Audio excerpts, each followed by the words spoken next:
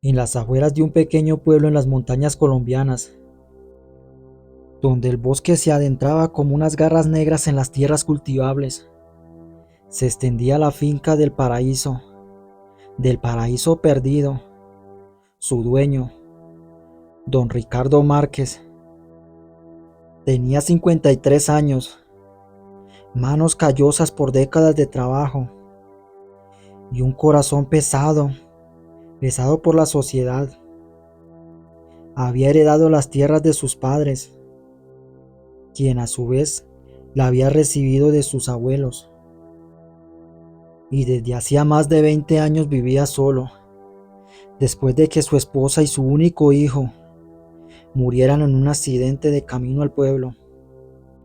La finca producía café y maíz, pero en los últimos meses las cosechas habían empezado a extraviarse, sobre todo las vacas, las reses, desaparecían sin dejar ningún rastro, ni siquiera dejaban las huellas en el lodo de tierra mojada. Los vecinos de vez en cuando hablaban en voz baja de cosas antiguas, de leyendas que sus abuelos le contaban acerca del fuego en las noches frías de invierno. Hablaban de un hombre lobo, el del Cerro Negro, una criatura que según la tradición aparecía cuando la luna llena brillaba con tono rojizo, cazando lo que se le cruzara en el camino. Don Ricardo no creía en esas historias.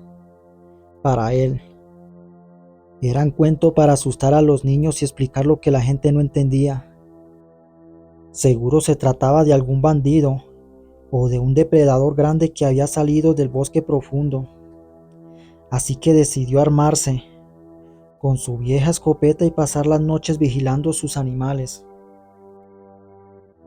Y llegó la luna llena, el día en que la luna se puso a brillar como una moneda de sangre. Don Ricardo preparó su puesto de vigilancia en lo alto del cobertizo de madera, con una linterna y una escopeta cargada. A las 10 de la noche, el silencio del campo se rompió con un aullido gutural que hizo temblar las hojas de los árboles cercanos. No era el aullido de un coyote ni de un lobo común. Era más profundo, más humano, como si alguien estuviera gritando de dolor y furia a la vez. Mantuvo la calma,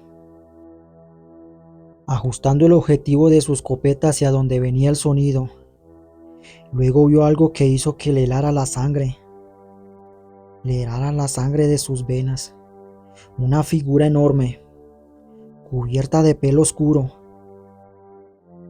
caminando sobre sus patas pero moviéndose con una agilidad de un animal. Tenía los ojos rojos como brasas, y sus manos terminaban en garras afiladas que relucían bajo la luz de la luna. Se acercaba a los potreros, oliendo el aire con una nariz prominente y puntiaguda. Don Ricardo no pudo evitar soltar un pequeño grito de sorpresa.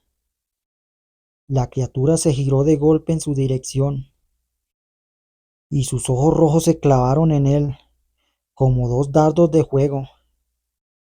Luego emitió otro aullido, más fuerte que el anterior, y empezó a correr hacia el cobertizo con una velocidad increíble. Sin pensarlo dos veces, el ganadero disparó. El impacto hizo retroceder a la criatura, que dejó escapar un crujido de dolor, antes de dar media vuelta y desaparecer en la oscuridad del bosque. El día siguiente, don Ricardo bajó al potrero donde había visto al ser. Encontró manchas de sangre negra y espesa en el suelo, y junto a ellas, algo que lo hizo temblar, un trozo de tela de algodón, del mismo color de la camisa que usaba su hijo antes de morir. Eso lo hizo pensar y obsesionado con descubrir la verdad, don Ricardo empezó a investigar en el pueblo. Habló con doña Mercedes, la anciana que conocía toda la historia de la región. Ella le contó que hace muchos años, un joven llamado Juan Carlos, el hijo de un vecino que había peleado con su padre por una porción de tierra, había desaparecido la noche de una luna llena rojiza. Se decía que antes de desaparecer, había jurado vengarse de los Márquez, maldiciendo la tierra y todos los que la heredaran. Ellos decían que la maldición de un cazador lleno de odio puede transformar a un hombre en la bestia que lleva adentro. Le susurró doña Mercedes, cruzándose de brazos como si temiera que la criatura la oyera, que cada luna llena rojiza regresa para curar lo que considera suyo. Don Ricardo sintió un escalofrío recorrer todo su cuerpo. Juan Carlos era el nombre del único amigo que había tenido su hijo en la infancia. Ambos niños jugaban junto en los campos, hasta que las peleas entre sus padres los separó, y la camisa que había encontrado junto a la sangre era la misma que su hijo le había regalado a Juan Carlos en su último cumpleaños. Esa noche decidió ir al bosque en busca de respuestas. Cargó su escopeta y se adentró en el lugar más oscuro, donde los árboles eran tan densos que la luz de la luna apenas podía filtrarse. Caminó durante horas hasta que encontró una cueva oculta detrás de un muro de raíces y piedras. Desde adentro salía un olor nauseabundo, a sangre y a pudredumbre. Con la linterna en alto, don Ricardo entró. El suelo estaba cubierto de huesos, de algunos animales, otros que parecían humanos, y en el centro de la cueva había una pila de ropas viejas. Entre ellas, reconoció la chaqueta de su hijo y la blusa de su esposa. Al lado, acostando en el suelo, había un hombre desnudo y herido. Era Juan Carlos, aunque parecía mucho más viejo de lo que parecía ser, con cicatrices por todo el cuerpo y los ojos aún rojos, pero ahora llenos de dolor en lugar de furia. Cuando Juan Carlos vio a don Ricardo, no intentó tocarlo, más bien empezó a hablar con su voz ronca y rota, como si no hubiera usado lengua en mucho tiempo. Ricardo, dijo entre jadeos, tu hijo no murió en el accidente. El ganadero se quedó helado. ¿Qué estás diciendo? El día en el accidente, él venía a buscarme. Queríamos hacer las paces entre nuestras familias, pero tu padre nos encontró. Se enfureció tanto que lo empujó hacia la carretera justo cuando pasaba el camión. Juan Carlos cerró los ojos y por sus mejillas rodaron lágrimas negras como la tinta. Yo intenté salvarlo, pero fue demasiado tarde. Tu padre me amenazó con matarme si decía algo. Me dijo que si hablaba, haría que mi familia desapareciera también. La ira y el dolor se mezclaron en el corazón de don Ricardo, su padre, a quien siempre había considerado un hombre justo. Había ocultado la verdad durante años. Pero, ¿por qué te has convertido en esto?, preguntó, señalando el cuerpo del hombre, que ya empezaba a cubrirse de pelo oscuro. La culpa me consumió, respondió Juan Carlos. La rabia por la que hizo tu padre. El dolor de perder a mi único amigo. Una noche, bajo la luna rojiza, sentí como mi cuerpo cambiaba. Me convertí en una bestia que llevaba dentro y empecé a cazar. Pero nunca quise hacer daño a nadie. más que a los Márquez.